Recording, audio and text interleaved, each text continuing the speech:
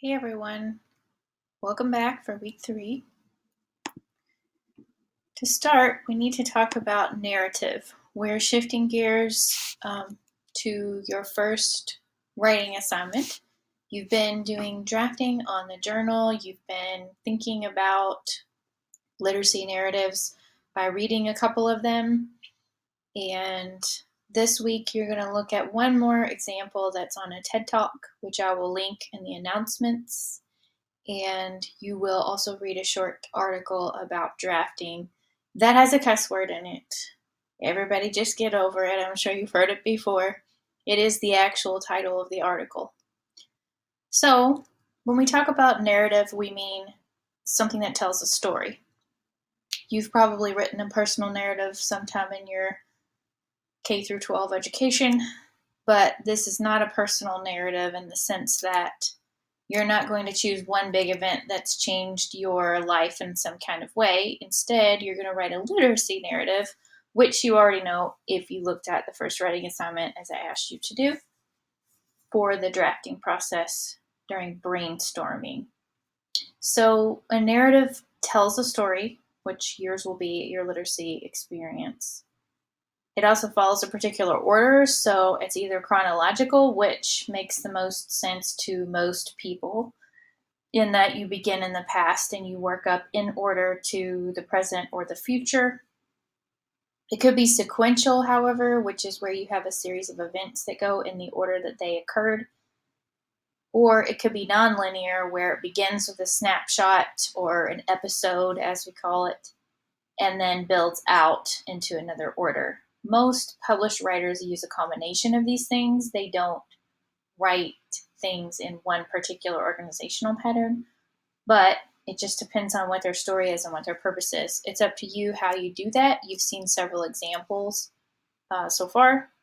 Most of my students choose chronological just for the path of least resistance. This is a narrative argument, however, even though it doesn't seem like an argument, you will have an argument. So what I mean by that is you're going to have to include the so what, or the way that this literacy experience has impacted you. The questions I had you work through on the journal entry really set you up for that. So I hope you will go back to that, look at what I said in response to your journal entry, and use some of that. Many of you wrote lots of information on that journal entry that could be used in this draft. Some of you didn't, so you're just going to have to go back and look at what you wrote. This narrative argument is going to include these narrative elements. You must have descriptive language, so you're going to show me how this was rather than just tell me, I learned to read when I was 5. I learned to write when I was 7. Instead, you're going to borrow some of the storytelling techniques that were in the examples and the video you're going to watch this week. And you're going to give description about how it felt, sounded. If you remember how it smelled, you can put that in there. Some people have particular sensory details that they remember just because an experience was impactful in their lives. You also must have specific anecdotes, so these stories must be specific, not just a gloss over of a timeline. It also needs to have a point. So as I said, this could be implied, or you could just come out and say how these experiences affected you and how they are going to shape your future. It could include some of these narrative techniques, which you saw in some of the pieces you've looked at, including flashback, where you provide a nonlinear approach. You may begin with the end or add something that flips the timeline a bit in the middle or the end of the piece. You can flash forward, where you look ahead at a certain point in the story. And you might also include specific dialogue, conversations between people, even if you have to fill in the dots a bit, you don't remember exactly what people said. So your literacy narrative must tell the story of your literacy development. It has to include specific stories or memories. Span time, so I do want to know about your early life, how things are now, and then what you expect they're going to be in the future with respect to literacy. and they have to employ detailed diction. So we're not talking about, and varied syntax, we're not talking about short, choppy sentences that all begin with I was. We need a nice variety, and all the examples you've looked at can provide you with examples of that. It needs to be purposefully organized, so choosing one of those organizational patterns that I just mentioned, or trying to mix them, and then it must convey the so what. So I want you to watch Chimamanda Adichie's TED Talk called The Danger of a Single Story. She tells the story of her own literacy development and pinpoints, the impact of the influence of stories on her character. She is a published novelist and she works with writers in her home country of Nigeria. So she's really interesting to listen to. So make sure that you watch that and consider it an example. See what kind of narrative techniques she uses. So if it helps you to go back to this slide and think about it while you're watching or listening to it, that would be best. You don't really need to watch her. She's just talking. She doesn't use slides. So you can just listen if you have headphones at school or at home. And then figure out what her argument is. It's pretty clear what her thesis is, but what is the argument she's making about the impact of stories on her literacy development? Then you're going to read Shitty First Drafts. Again, I've already addressed the fact there's a curse word in here and you're all teenagers, but you have heard it before, I'm quite sure. It is the title of the short article. It is linked under your resources folder. So I want you to do this because you need to know what I expect for a first draft. This is not a polished draft. This is not one where anybody's grading you on grammar and mechanics, although the more work you do with that now, the less you have to do with it later. And it's just going to be getting all of your information into one cohesive set of sentences.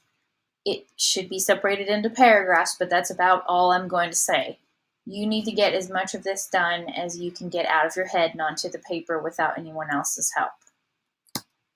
Then, just to be clear, this is where we're heading. You are going to then collaborate with your classmates in my groups, which I'm going to show you in just a second how to find that and what to do with it. After you draft, then you collaborate. We are then going to work on the revising and editing process next week, so I will be talking to you about what that means later. So you're going to do your first draft. You're going to put it in my groups under the file exchange no later than Friday, and then you are going to respond to one draft in my groups on that small group discussion board. We are not using the whole group discussion board this week. You have enough to do without that.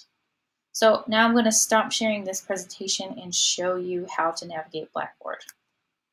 So when you're in your class, you will see something that I don't have. So if you look here, I have this course management menu that you do not have because I am the facilitator for the group.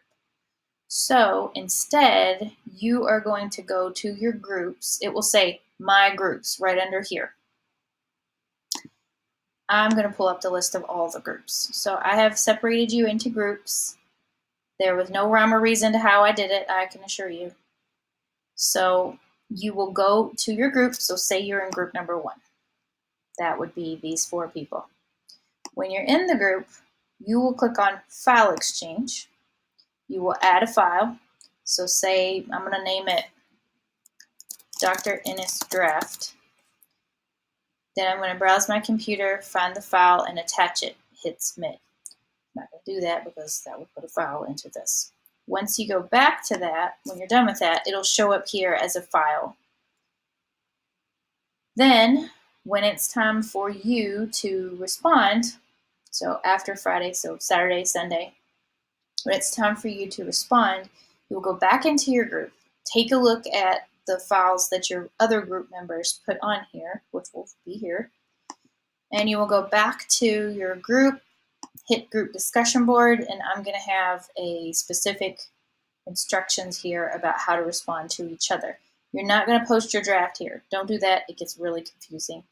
You are only going to respond to the forum that I create for each group, answering the questions for one of your group members' papers. This is going to be peer review instead of us doing it in person. This is how we do it on Blackboard.